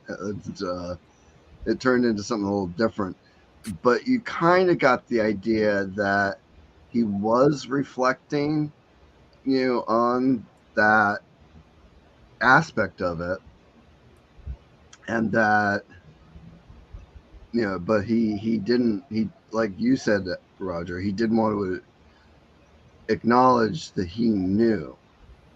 So Yeah. I imagine that whole thing with the time crystal is probably not public knowledge. No. Now, shortly thereafter, then I'm going to go to Richard on this one. Boimler says, in the same way that you wish you had a conversation, how many people on this ship are going to wish that they had the ability to spend time with you and didn't? How many people are you going to deprive of that? Yeah. That was rather heavy. That was probably the first grown-up moment in the whole episode. Yeah. Your thoughts on that, Richard? Yeah, that was a heavy moment. And yeah, and it showed that he was about that, in a way he could have been selfish and but he got brought around like, people want to spend time with you, so you might as well go do that instead. So I agree and I agree with Greg. This is probably the first time we see someone put on their big boy pants in the episode and get to it. How did they figure out the connection to NX-01? It was in that same scene a little bit thereafter. Oh, sorry, I tried to mute myself. Oh, I think wasn't it in the Boimler? conference room later. It was Boimler remembered about the NX-01 and about because they had gone to the museum. Oh, right. Gone to the museum and they listened to she said, yeah, Mariner's one of the only things you listen to, or something like that. Yeah. And Pike briefly mentioned he knew how he would probably act if he got to go back and see Archer. Mm-hmm. Oh, right. There it is. Thank you. And that's where he says NX-01, of course. End scene, Act 3. Now they figure out where to get more more of the material. Yes. We open scene 4 or Act 4, the Enterprise Museum, and that's where the line comes in. This is that they had grapplers, and no one was impressed, except for maybe Lon. She goes, "I like grapplers." Yeah, she said, "I like the grapplers." Yep. And then they said Travis Mayweather, Sato, Hoshi Sato knew 86 languages, man. And then that's where they come in later and say, "You're the recruitment poster." Just that's why. And he admits to her, right? Where he says, "You're the reason why I signed up. It was your recruitment poster." And then number one's kind of mad. You should have started with that. As to be a poster. When they were getting the material, the whole, careful with my floor, I used that. Oh, yeah. Right. That's actually coming up in a little bit. But it was right there where they said... Oh, no, because the recruitment poster was after that when they were about to beam back down. Well, as a matter of fact, yeah, it's right before it because they're but like I said, it happened so fast. Oh yeah. Yeah, they were talking about the Enterprise crew. They admit the recruitment poster. She says you should have led with that. And then she goes, yeah, the poster. It had Ed Astra per Aspera. And it was at that moment, ladies and gentlemen, we know what they were referencing. Season 2, episode 2. And I can't hide it now. I crinkled up my nose and it hit me. And I was like, man, I knew there was a reason why I was going to die on that hill. Remember, Greg? I said, if this is the episode, this is the one that I'm going to die on. And when they mentioned, because they kept that line, and it was absolutely fabulous. It was at that moment that it resonated. If you think about it, Boimler joined because of a recruitment poster that said add extra per Aspera. And it points out the second season episode 2. It came together for me at that point. Oh my goodness. I don't know, gentlemen, your thoughts on that. Well, I agree with you. It was like, wow. And she was so excited when the poster said that. Yeah. So that was just like, wow. Yeah, this was another moment where the facial expressions, even though there was dialogue, the performance was there. Yeah, and you got more than just if you were listening to what she was saying. Yeah. And in that part of it was moving, because you can almost see that she was about to well up in tears, knowing that not only is everybody going to get over the fact that she's an Illyrian, but she's going to be on a recruitment poster. And one of the major moments in her life, and quite frankly, even the life of Starfleet, that's what they reference. Wow. There was beauty. There was symmetry. I got it. I mean, guys, I'm sorry. I was a wuss on it. It was instant. Like I said. Oh, that's your teary-eyed moment? Dude, it was that moment where my nose crinkled. I knew what it was. And I got that feeling, but it wasn't the regular tears. It was the salty tears. The ones that hurt. I was like, wow, this one's strong. And that's what made it for me. I've enjoyed everything up until this point, but that one meant a lot for me. Richard, Greg, your thoughts? Go ahead, Richard. I already commented. Oh, I don't have any comment on that, except I agree with you guys. I mean, the recruitment poster, at least we got that cleared up, that he didn't think it was some kind of Maxim poster. Yeah. Yeah, no kidding. I just want to know if she thought it was digital or if it was paper, but yeah, nevertheless. Yeah. So it was right after that where Pike starts giving it to both of them about you guys violated temporal regulations, your disregard for temporal regulations. I mean, he kind of lights in them, but I'm not sure who said it, but thanks all the same. Was that Pike or was that Boimler that said that? No, I can't remember. Yes, I paraphrase. Now, just as they were about to beam down, that's where Spock turned selfishly. I don't know why he didn't say it to Mariner, but he selfishly said straight up to Boimler, "Live long and prosper, Mr. Boimler." And the fanboy lost it. Oh, I know. Yeah. Exactly. Oh, you too. Yeah, and you also. That was funny. And then they beam down. The Orion scientists are there.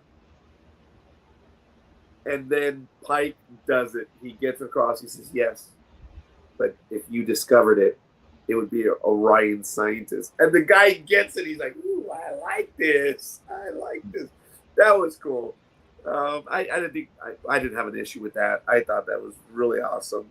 I also like when like Boimler was going, oh yeah, no, it's my fault, and then Pike's like, it's true, it's or somebody said, oh, it's true, it's all their fault. Yeah. Yeah, darn it. I actually don't remember where that point was. But Orion scientist discovered it all. And he says, that's all I've ever wanted. Mm-hmm. And then somehow he says something about, maybe we'll come to you. And he's like, no. Oh, yeah. They dial up the thing, and you can hear Rutherford and Tendi on the other side. Oh, yeah, that was hysterical. Right. Hang on, we'll be right there. Yeah, they were coming through. That's right. No, we'll come to you. That's right. That was funny. That was good. And then they make it across. They make it back. And everything is obviously established back to normal. And Ransom comes walking in. He sees the poster. Hottest person to serve in Starfleet history. Oh, now, as first officer. He did say first officer. He says first officer. I think he did, didn't he? He must have, because he's kind of a narcissist. Yeah. If I remember right, he said basically hottest first officer ever or something like that. Okay. Yeah. It was something he's like security, isn't he? Ransom? Yeah, he's like their tactical. No, he's the first officer. He's the first officer, I thought, isn't he? Jack Ransom. That's him. Oh, that's O'Connell's character. Okay. Yes, that's O'Connell's, and that's why it was perfect that he was saying the hottest, ever to wear. And that's what I was like. I always had trouble picking his voice out in the cast. He does something with it, so it doesn't sound like him. No, it doesn't. It does not sound like him. I never would have thought Jerry O'Connell would ever be able to do something because we've all grown up with that kid. And Jerry O'Connell as Jack Ransom. Back to Stand By Me. Yes. Oh my goodness. And now I put in my notes when he says the hottest ever. I said, what about Leffler? No. Oh, you guys are gonna let me hung out to dry on that one. All right. From Next Generation, the one Wesley liked? Yes, Leffler, yeah. I missed that. I missed that one. Oh, yes. So, but that you means guys she's say an the hottest XO by first now. officer. I'm sorry? That means she's an XO now somewhere? No. I was saying to myself, because I thought he said the hottest person to serve in Starfleet history. In my line, it was like, what about Leffler? But that's okay. That's just my opinion. And then we switch to the Cerritos, and we have the ending of everything. And it was really cool. 1701 now is lower decks. And apparently they're trying the drink that Mariner gave them. Oh, and it was funny when she was serving them the drinks. They started to down them, and she's like, oh, wait, you should... Oh, okay, well... But they mentioned that Koss gave them some real... real stuff, liquor. Yeah. So this was fun. Unnecessary, but fun. It was cool seeing them all. And then they said, hey, what is in this stuff? I'm feeling two-dimensional. Ha ha. And Ortega says, do you see my eyes? My eyes, they're big. And then Mbenga says, what did they put in that? Oh, wait. Or what is that or something? In these things? What's yes. in these things, yeah. Those are generally... When he said that, all I could think of was Hermes Conrad from Futurama. Oh. Almost to the point where I almost wondered if Babs didn't voice that particular line, if they got the guy that voices Hermes Conrad to voice that line. That's funny. I didn't think about that. Yeah.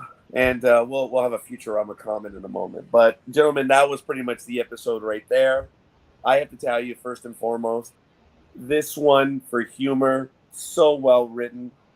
I've never been a super fan of the Easter egg overdrive that they do on this. But I have to tell you, that I think they touched on every series that came before them. And it was absolutely phenomenal. And the movies, yes. It was absolutely and the JJ movies, no less. Yeah. It was great. It was fun. I didn't know what to expect. I really enjoyed this episode. It's unnecessary, but wow. They did their homework on this one. It's not an A+, but I do give this one an A. I laughed. I did get emotional. And it was fun. And Boimler and Mariner, oh my goodness. Seeing them in real life doing what they do. Phenomenal. I give it an A. Greg. I have to agree. Tawny Newsome in live action, I mean, she was inseparable from Tawny Newsome voicing an animated character. It was like watching this. It literally was watching the same character, and it was so fun to see her in action. I'll say it again. Still a little awkward on Jack Quaid's live action portrayal.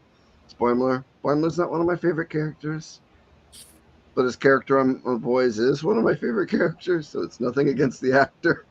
They went all out. We got a little two brief moments with Pelia. We got some fun moments with between the ensemble and the Lower Decks characters. I really liked the scene between between Mariner and Uhura, and for two young women of the same age, where you've got someone, Mariner thinking of her as the historical Uhura, and I just love that. That's a lot of pressure. Anybody in that same position. I thought that was a really sweet scene. It was full of fun moments. It was balanced well. Even though the Strange New Worlds cast got in on the fun a bit, they were still really annoyed, and they were still really themselves with the whole thing. I'm gonna say this also was an A. They pulled out all the stops to make this work, and it really did. Michael. Yeah, as I told Roger before he had seen it, I told him I was going to give it an A, and I think he was kind of surprised but he hadn't seen it yet. But I mean, right after I saw it the first time, I laughed, I enjoyed it, and you did tell me that. and I ended up looking at it again and still missed stuff. So there's a lot of stuff in there. The writing was phenomenal. I'm going to give kudos to. Oh God! See, now the name is gone. Jonathan Frakes. He was the perfect director for this, in my opinion. He knows Star Trek. I mean, he's been on Strange New Worlds as a character. So that made it even better. You mean Lower Decks? Yeah, I'm sorry. Yeah, Lower Decks. Yeah, so he's been on Lower Decks, and he's worked with those people, the writers and things. So it was just perfect for him. Greg, did you say an A or an A+? I said A. Okay. Elizabeth just gave us an A. I'm going to prompt Richard in a moment. My daughter, her magic score, she gave it a B for Boimler. Oh, you punk. That's funny. I appreciate that. She readily, because the minute I saw the episode, I ran over to see if Mija, your thoughts, tell me. If she said, I give it a B for Boimler. That was cool. Yeah, I like that one. Richard, your thoughts on the episode? I'll give it an A. Wow. Everyone gave it an A. Jeez. Unless they were a fan of Boimler and gave him a B for Boimler, which is honestly an A. So. Yeah. Right. Yeah. For all intents and purposes, guys, my daughter just beat me to the punch on that one. That was creative. I know she meant an A. because she had asked me, did I see Smart, it? And smart young lady there. Yeah, she got it right away. And I said, well, then that means I should have given it an M for Mariner. And even though Boimler had more of this, when Mariner showed up, she was funny. She was damn funny. And it was really, really good, I have to tell you. She makes Lower Decks for me. She really does. I find her annoying at times, but she is the one that does make it. Yes. She's smart. She knows she's smart. She wants to appear to be cool. You know, the whole thing at the end with, getting teased that, she fought to get this mission. It's like, but she's, oh no, this is boring. And then, she ran up to the doors at the museum. Oh no, I didn't. No, that's not cool. I like her. Yeah. I did ask you, right, Richard, or no? I didn't ask you. Yes. Yeah. Okay. All right. Fair enough. Well, it was. You don't even have to do the math on this one, do you? No, because my daughter's Boimler grade, that was an A. There's no doubt it was an A. It was fun. I thank you, Strange New Worlds. Completely Is Elizabeth unnecessary. still out there? Is she hanging out with us still? Did she give us a grade? Oh yeah, Elizabeth. She gave it a solid A. Awesome. Don't have to do the math. Yes, it was really good. So I got to tell you, it was fun. It felt like Trials and Tribulations. It was something that was done for us. I mean, everything is done for us, but it was personal. It was, and they sent it to us. If this would have been Valentine's, it would have been perfect. But it's not. I've been looking forward to this since I saw the clip of the two kids running up on the Strange New Worlds panel. I thought that was. I'm like, oh, this is gonna be good. If this is the way they're promoting this episode, this is gonna be good. And yeah, they pulled out all the stops. Yeah. Again, I'm not a fan of Goofy, but knowing this was going to be Goofy, I appreciated it. All right. Fair enough. I like it. Gentlemen, last thoughts on this episode overall or where they are. Look, this is episode 7. Done. 8 is available. We're going to do 8 and 9 next week. And I do, as a form of housekeeping, I'm sorry that Aaron was unable to join us. It was projected, but it was a last minute that he was not able to join us. Hopefully he will again in the future, but we'll see. We'll see what happens. Last thoughts, man. I had to step away. Did you talk at all about the scene between Boimler and Pelia? Yes, a little bit I did, yes. But go ahead. So I like the quote from Cary Grant. And I double checked. I looked this up. Carol Kane is actually a personal friend of Cary Grant, or was. I don't know if it. So Really? Yeah. So I thought that was a nice little tweak because she's like making that. She's saying that quote. She knew this man, and something about pretending to until he became that person or that person became him. And I'm like, I know who said that.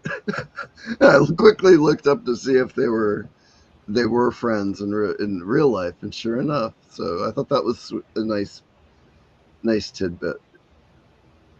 Wow, I didn't know that. I wanted to mention it, but I had to step away. No, I hear you. Address a biological imperative. Oh, yeah, I think I know what those are, but that's all right. Michael, Richard, anything else that we didn't cover, or? I had something, and now it left the mind again, and I'm still not on sync again. I thought I was.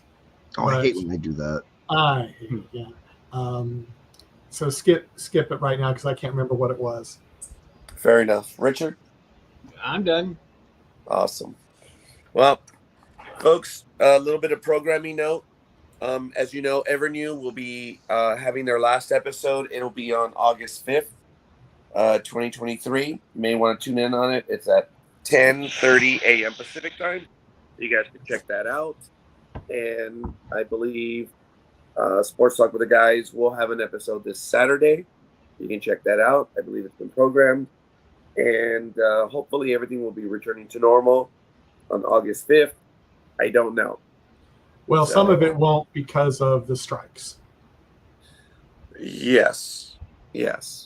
And you know what? We're getting news all the time. So things change even for me. I don't know, but it's good. So Better Call Saul. Are we going to have an episode this Saturday?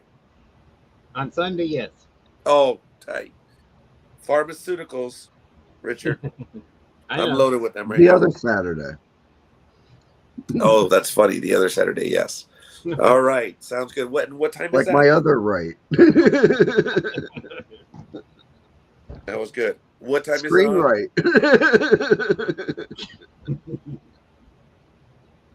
right. Richard, what time is the episode on? 3 o'clock Pacific time. All right. Excellent. All right. Well, we're done. I don't know if you gentlemen saw Futurama. Did you? Not yet. Oh my No. God, I didn't realize it dropped already. Debuted Monday. Rich, Michael, did you see it? No, I'm not a Futurama fan, so. Oh, you're fired. You're Well, done. that's fine. I've been trying to get fired. Done. Richard, are you a Futurama fan? I haven't seen it yet. Okay, fair enough. I did. And all right, so I'm gonna leave comments. I don't know if I'm gonna be reviewing that series. I want to, but it's very difficult right now, folks. I may have to catch up with it later, but I don't know. So we'll see. But we still are on schedule for Strange New Worlds, and then we're going to be doing Lower Decks. I don't know when. We're going to have to work it out. Yeah, I may have a time for you. We'll have to talk about it after the show. Yeah, we will. And then Ahsoka. Ahsoka's going to be on Thursday, I think. Yes. It debuts on Wednesday, so Thursday will be good. People will have a chance to see it. So I'm hoping so. Yes.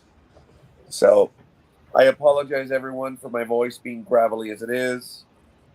Usually allergy season is in April for me, and now it's in July and August, and I just don't understand that. Thank you, weather.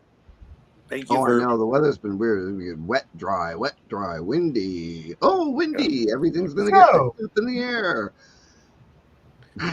No, I'm not doing drugs. Yeah, well, unfortunately, I am. They're not doing anything. I'm going to have to go. I think I'm going to have to go in, and I'm going to get the 3-day pill for the allergy, or they're going to have to give me the shot. I don't know which one, because it's bad. And I'm having a hard time with it. But anyway, all right. So, folks, I think that'll be it then at this point. We'll be on next week again. Go ahead in there. Yeah, it's going. I'm going to have to go. Folks, yeah, everybody. It's going to be it. And we look forward to speaking to you guys. And all right, Richard, take us away.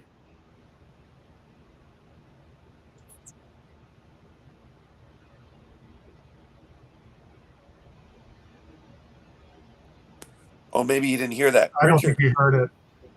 What's that? I said, take us away. Take us away. Or take us out. Oh, take us out. Well, everyone have a good week. Don't forget to hit that like, and subscribe button and hit that notification bell, my friends. See you later. Peace. All right, folks. And yeah, you as well.